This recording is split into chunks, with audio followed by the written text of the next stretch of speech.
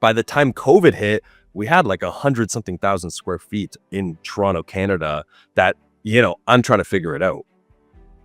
Then naturally COVID hit. That's when, we came from we had around 100 customers at the time, and we were just doing Amazon Prep work, a little bit of e-com. We were kind of becoming a 3PL, I guess. We're evolutionizing from being, Blair's backdoor operations to becoming almost a full-fledged operations.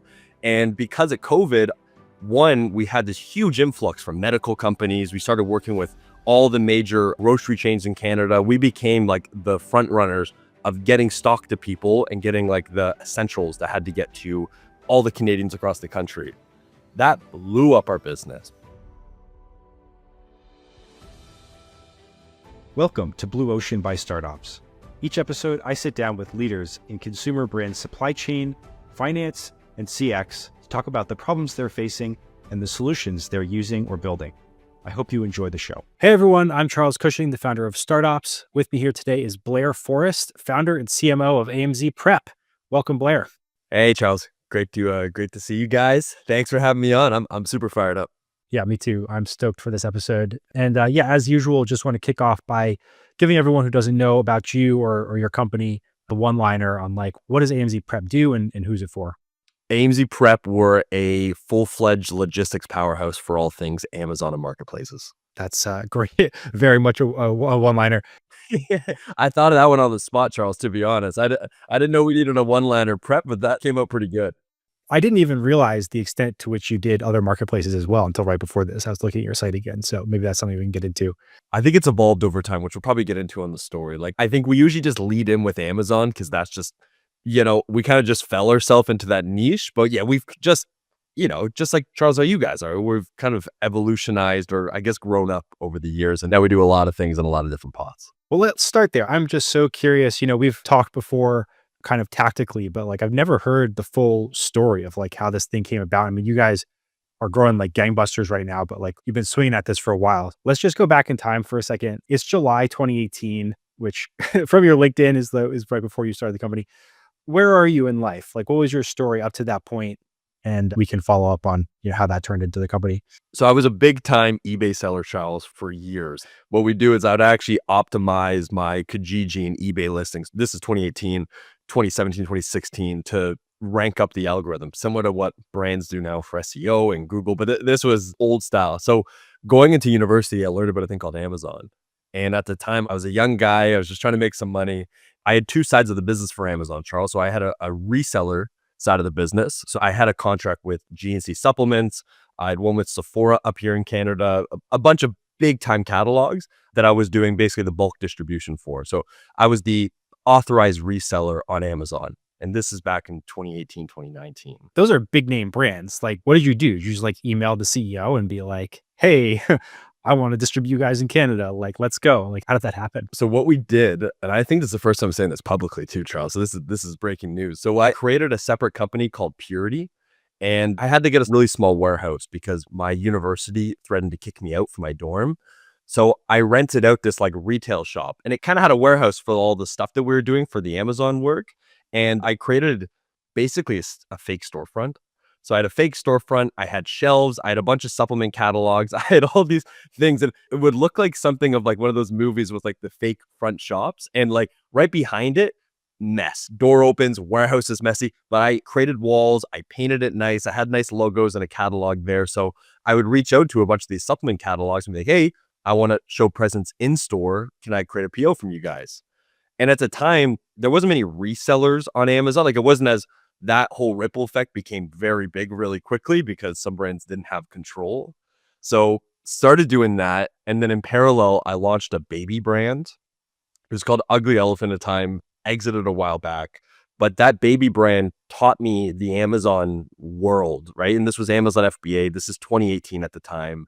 And going to where the dorm happened was that I would be sending all my shipments to my university dorm, Charles. So my buddies, I'd give them pub money on the weekend to be labeling products, kitting them, doing all this stuff because Amazon Canada, like at the time in Canada, there was these massive logistics companies that like, you don't really know what they did. They just had like a big truck on the front of their website. I think you know the exact type. And then like And then there was no one else. So it was very uncommon in Canada. So it wasn't, there wasn't the ship bobs of the world here in Canada to help with this. So I started doing myself in my university dorm. The university didn't take too much of a liking to me getting pallets shipped to the dorm during a school day.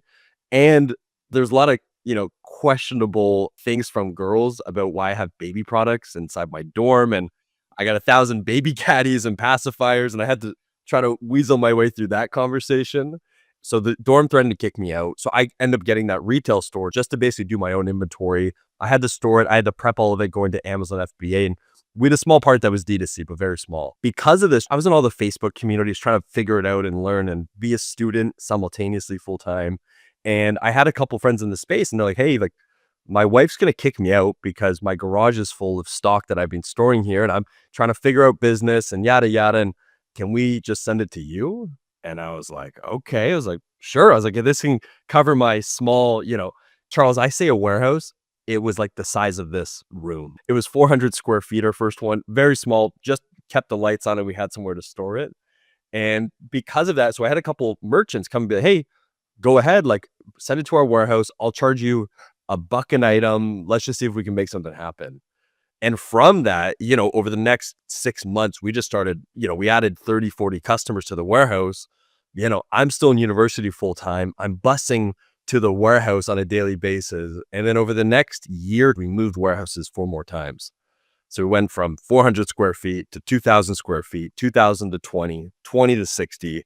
And by the time COVID hit, we had like 100 something thousand square feet in Toronto, Canada that, I'm trying to figure it out.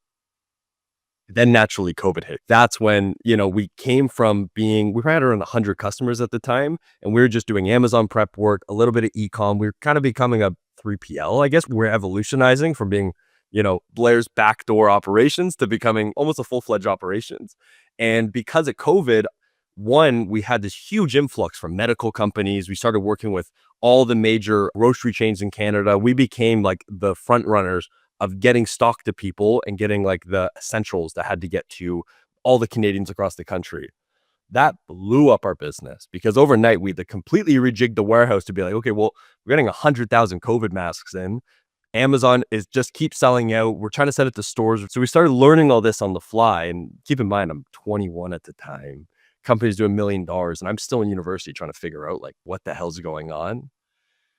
That was the first few years of it. And so that's where AMZ started to form to, what it became today. Initially, we came in to say, hey, we are these Amazon dominants and we know everything about the Amazon ecosystem, use us for prep and kitting. And that has evolved to become, we're one of the largest Amazon logistics companies here in North America. So we're prepping and labeling 10 to 12 million items a month going to Amazon. We're one of the biggest inbound freight partners going to the Amazon DCs, and we can, geek out all over it. And I think what's happened over time is that we've started to grow up, right? So as merchants started to also, I think, expand their expertise, these were brands that were exclusively selling on Amazon, and our capabilities kind of led from this idea of like, hey, we want to sell in Walmart. Target started asking if we can like sell into the stores. Can you do that? And, naturally as founders, I say yes. And I build the parachute on the way down. And over the years, all of those expertise, we started building teams around them. And then we opened up new DCs. And so we started to, I think as we've evolved to become kind of like a full-fledged 3PL, we can go head to head with the big boys, is that just came to this natural progression of the brands that we were working with more than anything. So I think we almost fell into this world of D2C and then B2B. And then we went international logistics and we went to the US and we figured out the UK. So we've evolved over time. I still feel that we're growing up. It started off with my own baby brand in university. Never end up finishing university, unfortunately. There's a few more classes and I end up getting it completed, but I put it on the back burner for now, Charles. Yeah, it'll happen one day. Yeah.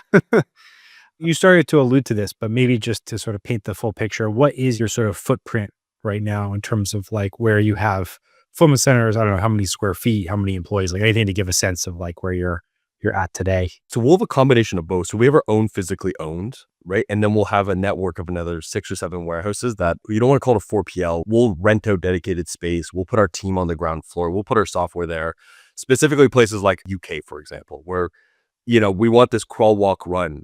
We're bootstrapped. So all cash put back in. We haven't raised private equity at the moment. And because of that, we've been a little bit more strategic. So we own several of our own facilities, called around 500,000 square feet. And then additionally through the network, you're talking another 3.5 million, 4 million square footage between it. AMZ's core teams per around 100. If you add warehousing teams and freight and so forth, we're around 250, 300 between our whole parent company and so forth. And yeah, we're around 5.5 years old, give or take. But yeah, core teams 50 to 70 in terms of like running sales, ops, marketing operations, the key functions, Charles, that keep the lights on. Incredible. What a sprint. It feels like it. In your process of growing up, I mean, it sounds like everything happened very organically. And for the most part, demand has just sort of been pulled out of you rather than you having to like, chase it. You get a warehouse, you get some other customers in the warehouse, those customers talk to other customers, et cetera. Like, has the Amazon Prep space become more competitive? Way more competitive. Like, I know you've been around in this space for a long time too, Charles, right? What's evolved over time is that I think when things really started to change in terms of competitiveness was when private equity came in. Now, I think what's happened over time was that, we've evolved to do a lot more than just the Amazon Prep work, but that is still where we get a lot of our inbounds from and leads and operations. It's because of that brand name around AMZ and Amazon and so forth. So we've been able to carve a really specialized niche that I think has really granted us a level of competitive advantage. And we've built our technology around it and people, and we've just really leaned my shoulder into that more than anything. But as private equity started to get into this world, Charles, everything changed. The good part was that, as you know, in the warehousing space, your LTV of a customer is very high. As long as you don't do a bad job and you can figure things out, the merchant most likely will stay with you. And I think that has helped us a lot because as we evolved, we made mistakes, right? Naturally. And because they were able to support, we had inventory, we were figuring it out, we were able to keep the merchant. And because we almost rode the wave of the growth of these D2C brands simultaneously. So Charles, we had the likes of all those big Amazon aggregators, right? Big conversation. Absolutely can talk about it. The likes of Thrasio and Razor and Unibrands and all. They're massive, massive companies. They raised a lot of money and we were doing all the distribution for them. So our operations had to naturally grow as they started acquiring new brands. So that almost speeded up the overall learning and acceleration of what we're doing. But no, Charles, like the game today, I speak about it a lot because I have so many 3PLs and operators asking me like, hey, what are you guys doing? Like, what is so special? Why are you guys still growing? And the rest of us are like getting our asses kicked. And by all means, like we're getting our asses kicked too. This is a hard category. And I think the players that we're competing against, that's the other situation where, a couple of years ago, we were competing against small mom and pops. Now we're up against, Stored or ShipBob or Red Stag. And these are like global companies. And I think over time, as the competitive nature of the industry changed, so is who we're up against.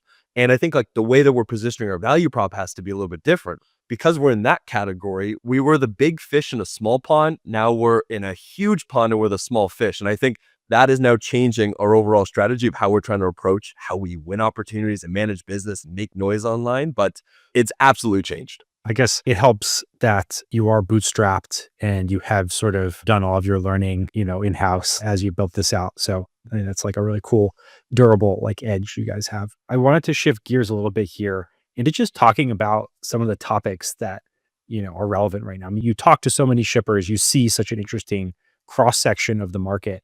And you sent me this great list earlier. And I just want to go through a couple of these. Maybe we start with like the super topical one, which is tariffs. You guys sent out a survey recently, just talking to your shippers about like how they're responding to tariffs. What are you seeing out there for the folks that you're serving? How much is this like an existential threat versus an annoyance? What are you seeing the best brands do to respond to it and mitigate risk? I think the things that we're seeing, at least from the approaches, is that, we're speaking to one of the big Amazon aggregators and they're about to ship it to our Nevada DC. That shipment that used to cost them, $5,000 in tariffs, now is going to cost them $300,000. So for them, they're at consideration to say, hey, we might just dispose of this. Like, it was only $40,000 or $80,000 worth of goods. Is this really worth it for us to take this on? That is, I think, one part of the matrix and calculation that now brands are considering. The other things that we're seeing is that now free trade zones becoming a much bigger conversation. And I think there's a few things to weigh out that I don't think merchants are fully aware of on free trade zones that I think maybe we should cover, Charles. Yeah, let's get into that. And I think the third side, which we can go through after, is that we're seeing some brands actually route it to Canada, which has its own benefits. But breaking down the US, so free trade zone, I think a lot of the audience will probably have a good idea, but this is basically a bonded facility. What this allows you to do is you can bulk store the inventory and then pay tariffs on the out, not the in. So if you still have a whatever $500,000 in tariffs for that container that you're shipping in, you still need to pay it. But instead of paying it when that arrives at the water on Cali Port, now you're going to pay it when it actually leaves the DC. So your duration of pain just gets extended a bit, I guess is the best way to say it.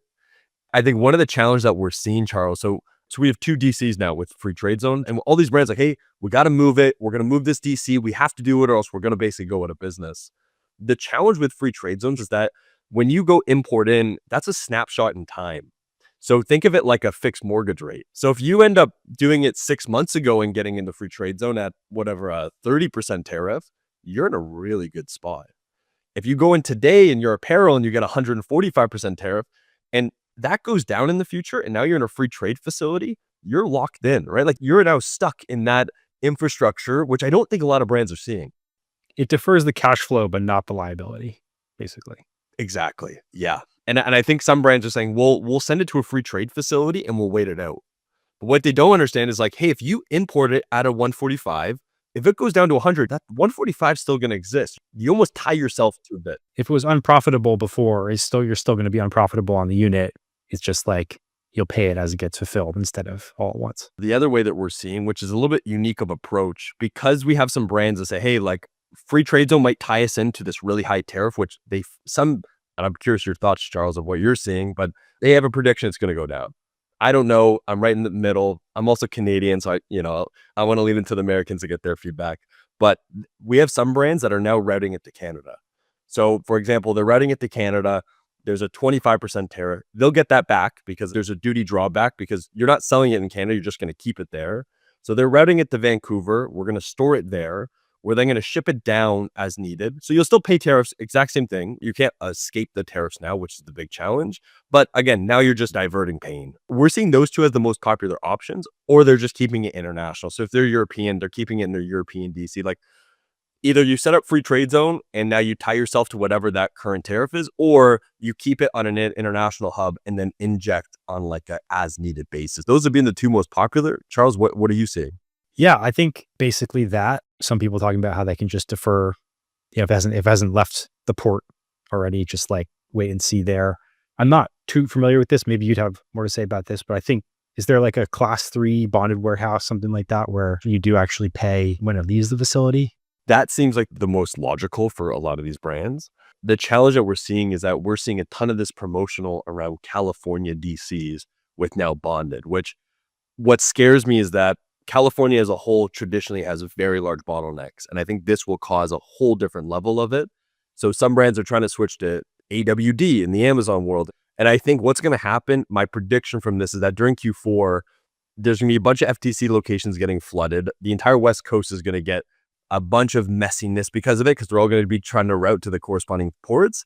And just like last year, what we saw in the Amazon inbounds with Q4 and the delays, I think West Coast is just going to be an absolute mess this year. I think on the inbounds for anyone selling online or their retail stores, but more importantly, I think the West Coast on Amazon is going to be almost identical to last year because this caused this whole new influx on the West Coast. So we're even talking to some brands to be like, hey, like just to spread out risk, maybe use like our free trade zone on the East Coast, right? Just to get away from all this California headaches that are going to come from this. Yeah, when it's not crunch time, just move it a little bit further. And yeah, I mean, are you already seeing your free trade zone facilities being oversubscribed?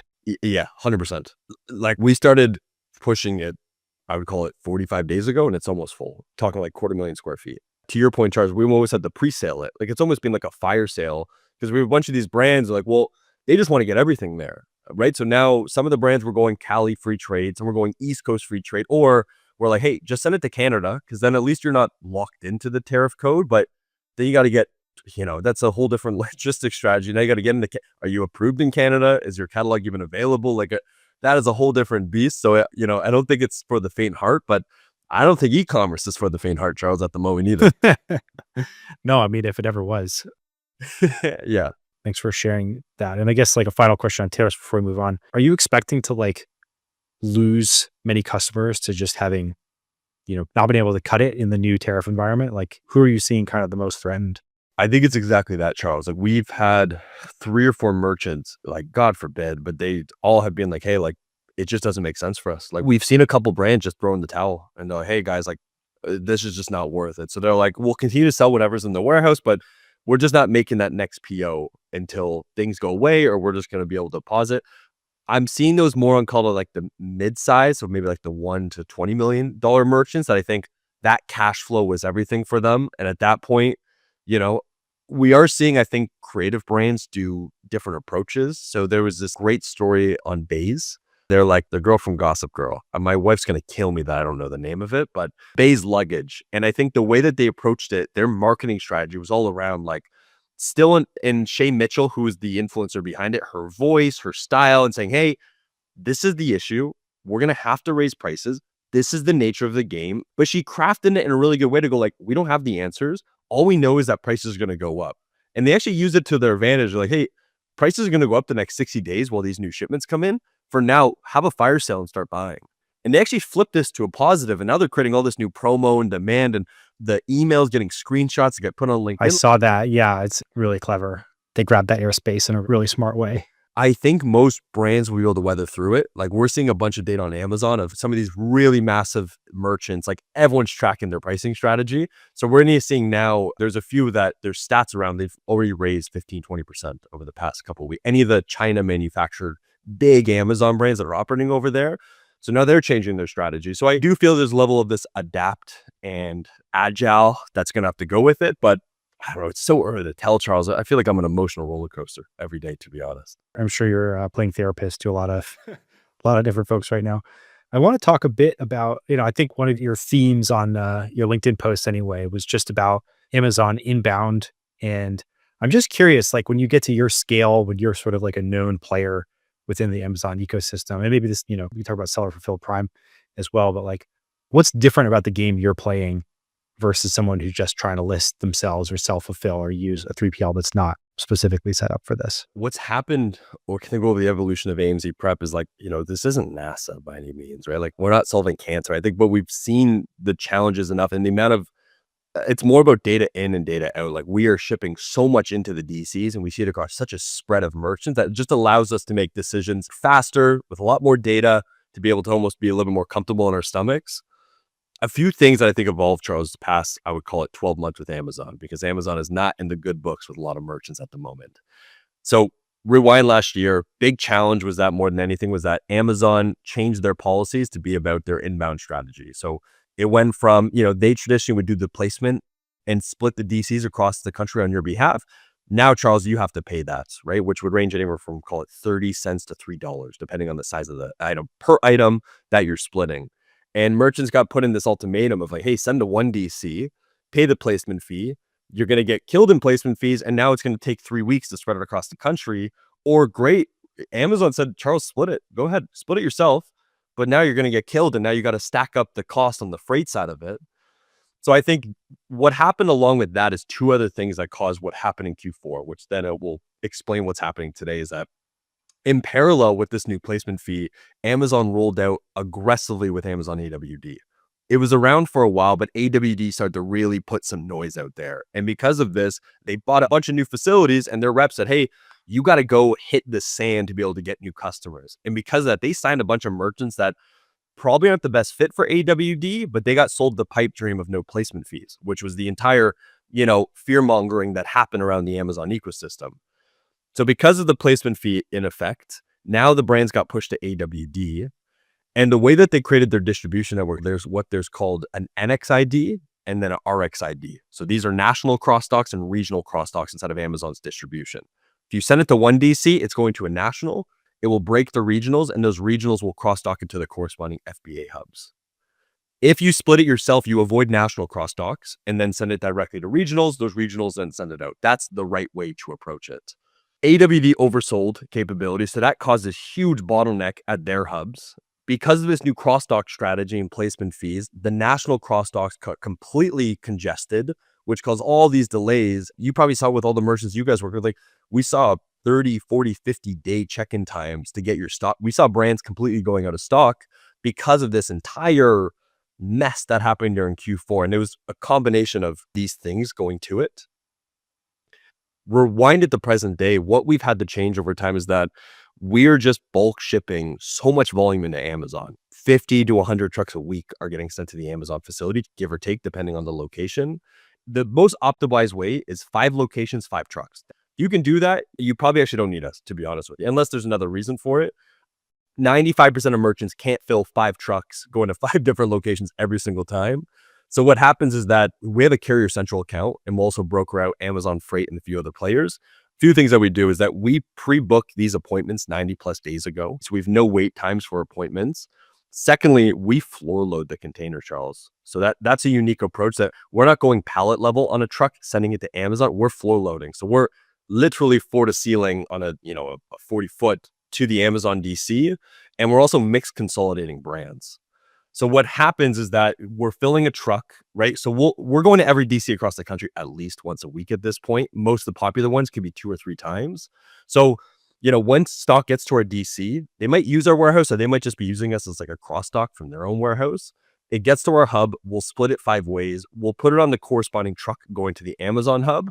And then, you avoid placement fees because we split it 5 ways, but we're saving on the cost time because now we're filling a truck floor to ceiling. So we can charge a lot less because of it.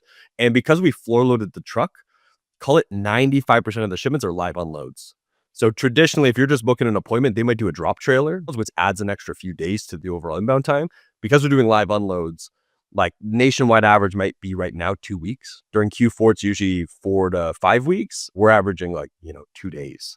During Q4, it might average 4 to 6 days on average from comparisons. And this is only relevant in the US. Canada, it's not here yet, but I think we all can kind of tell the story of time of what's going to happen next. That's been kind of the biggest problem solver for the small and light brands. As you get up and running with the big and bulky, we can go into it. That's more of like a seller fulfilled prime play, which I can go through the pros and cons. But that bulk consolidation and our almost like a piggyback approach on freight, that's been kind of the biggest thing, just because we could do it. But if you're a merchant with enough volume, you can almost replicate a mini version of what we're doing. It's a consolidation. That's in its most basic form. Right. And you guys just have the scale and the visibility to be able to pull it off for the brands you serve. And there's some DCs, Charles, that just don't make sense either. So we'll keep recreating shipments because we know these are backlogged because we already have 50 pallets pending there and they're 13 days waiting. So it's also this level of, there's this agility in the way that we're moving to, we'll recreate a shipment to see if it goes to a different DC. Or during Q4, we're optimizing East Coast splits versus West Coast because West Coast is going to get killed. We've seen it. We know it. We're already planning for it. So now we're moving all stock to East Coast to get East Coast placements instead of West Coast. So it's a data and volume game, Charles, more than anything. That's super cool. You guys have been able to just build such a responsive system for that. Let's talk about seller fulfilled prime. Who do you think it makes sense for? How do you guys operationalize it? Yeah, tell us what you know. Amazon as a infrastructure, they prioritize and incentivize small and light. I think you've seen over time, Charles, like the way that they've created placements to storage optimization to limits inside of Amazon, everything is built for product in and product out. They don't want storage. They don't want big and bulky. They want an iPhone case that's going to sell 100,000 of them. That's their cost optimization that can fit on a van.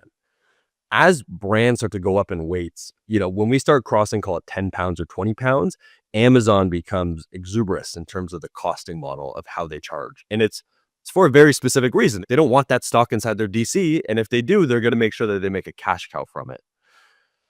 To give you a quick synopsis, there's 2 key challenges that we're seeing inside of this world right now. One is oversized. Brands are getting killed. And Charles, to give you a quick snapshot, oversized in Blair's language is 20 pounds plus. So if you're charged with a oversized tier inside of Amazon Seller Central, that is where there's a huge threshold of new costings. There's a 20-pound break and then there's a 50-pound break. Those 2 is where the trouble starts to become. Outside of that, where Amazon has a lot of challenges is things like hazmat. Amazon, as of May 15th, is going to be going through meltable, which means that nothing is allowed to send inside of Amazon. So a lot of supplement brands will get flagged with this, that they're not able to use Amazon's DC because it gets too hot. That waits till October 15th. So it's called their meltable ban.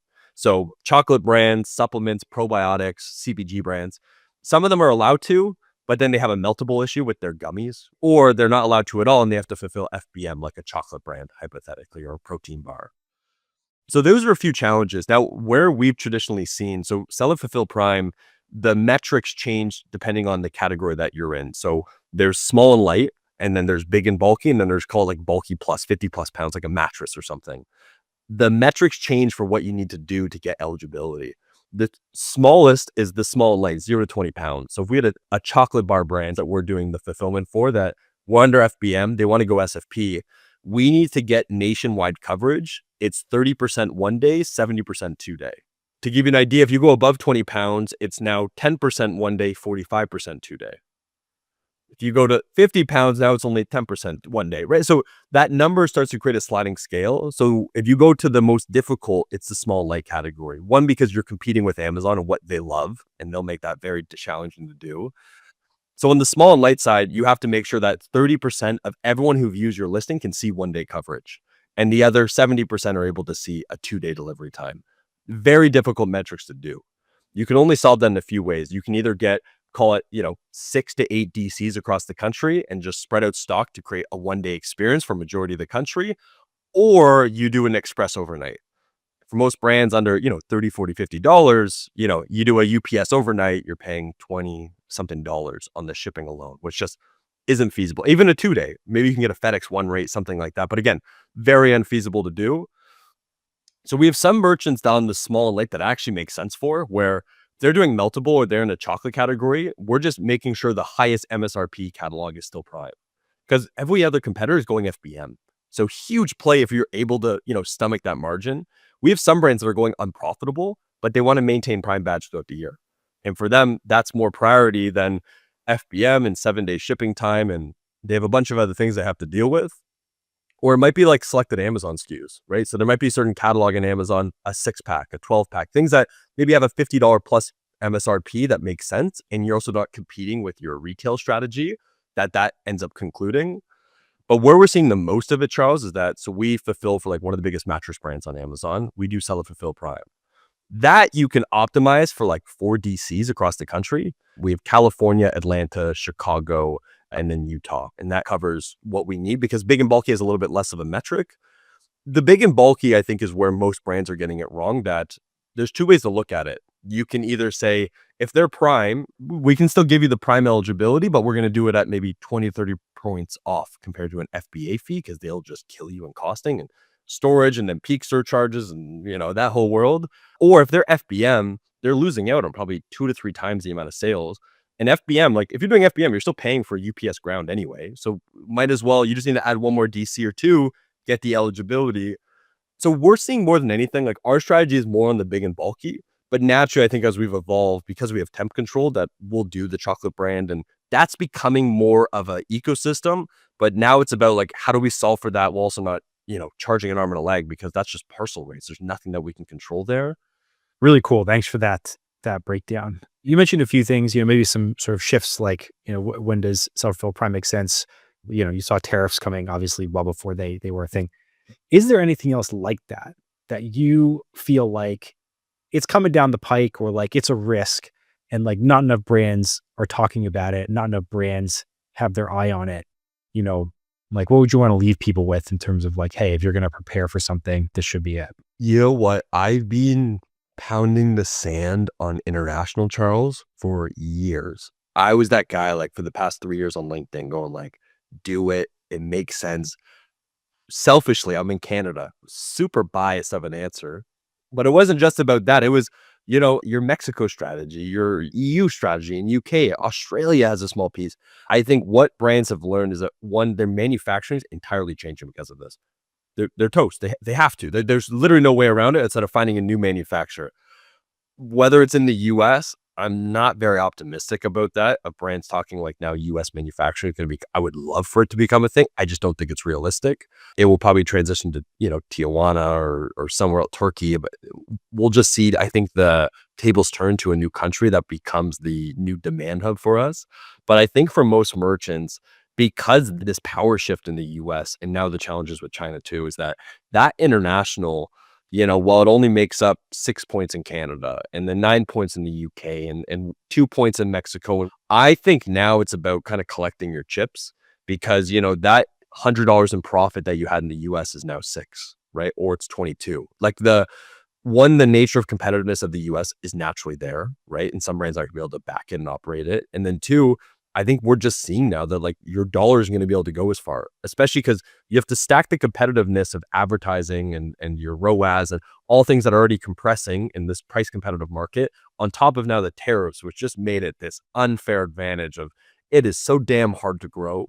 So I do feel that as international starts to become a larger piece of it, will it become the lion's share of your business? Absolutely not. But depending on your tariff strategy, it might take up, you're making 6% on your $100 million, but that 6% at a 50% gross versus an 18% gross in the US. So I think that's the biggest shift that most brands they're talking about. I just don't think brands had the energy to do it because it was a rounding error inside of their books at the end of the year of saying, yeah, well, Canada did 2 million. It's not even worth our energy. I think with this now it is, or UK becomes an actual interesting conversation, because I think as this happens now, the incentivization of these other countries to push lower tariffs to get new brands in the door and boost the overall economy, I think the tables will turn a bit. As a marketplace strategy, Charles, I'm still super bullish on Amazon. I think my prediction is that these secondary marketplaces will start to become contenders. Walmart's starting to come in, Wayfair's starting to pick up their stuff. Best Buy is just enabling their marketplaces. So I think there will be more appetite for other marketplaces, but Amazon's the breadwinner for most of these brands. The last thing that I would leave with is that on the Amazon side of the business is that they just rolled out a new policy on ACE and limits last week. The difficulty of selling on that marketplace will just continue to rise. And if your catalog's not the perfect fit for the structure and what FBA wants, I think you're going to be in deep trouble, and they'll continue to de-incentivize till you either change the catalog that's right for Amazon or pay the price of exactly what's not built for it. I think, Amazon won't change, but I think how people think about that in their overall matrix, there's going to be a lot less leniency on, their 70% comes from Amazon. I think that's going to go down a bit, or the catalog that they add isn't going to be the full setup. It might be Amazon specific SKUs that fit the checkbox of what FBA wants. Totally makes sense that it's going to take some time for the knock-on effects of tariffs to ripple through. And what you're saying definitely resonates. Like, yeah, all of a sudden, smaller opportunities, we can get higher margin. That's actually going to start being a meaningful contribution to EBITDA anyway. So I'm going to screenshot this, Charles, in a year from now. And I want to go back to this. That's right. We'll look back in 6 months and well, Blair, thank you so much for joining us today. It's been awesome talking to you and learning from you, and best of luck with the continued growth of AMZ Prep. No, thanks, Charles. And I want to show you guys out. I think what you guys are doing at startups is super amazing. I think if an operator's not inside of startups, they're doing themselves a disservice because they get content and everything like this, also with the network. And I think at a time of uncertainty like this, you do not want to talk to anyone but another operator that's also figuring this out, right? There's a lot of noise, and I think the ones that are doing it best are the ones actually on the ground floor of the war with you and, fighting hand in hand, basically. And I think that's what startups kind of empowers for these operators. So I just want to congratulate you guys on your success. It's cool you guys are doing, and we're cheering for you guys. Thank you, man. You said it better than I could say it myself. So appreciate that. And yeah, thanks to everyone listening. Hopefully catch you on the next episode, and we'll link some more info about AMZ Prep in the show notes. Till next time. Thanks, guys. I hope you enjoyed this episode of Blue Ocean. Blue Ocean is produced by Startups, a growing collection of resources for operations leaders at e-commerce brands. A few of the things we've built include a growing, vendor-free Slack community for operators to ask their most important questions and get answers from trusted peers, a job board that curates jobs from 1,500 modern brands, a media hub that includes this podcast, as well as articles and templates on a variety of operations topics, and a comprehensive directory of the software and services used by our community members. If you want to learn more, head to startups.network. And to keep up with the latest information from Startups, or catch the most recent episodes of Blue Ocean, follow the Startups page on LinkedIn or subscribe to our newsletter. Thanks for listening, and hope to catch you next episode.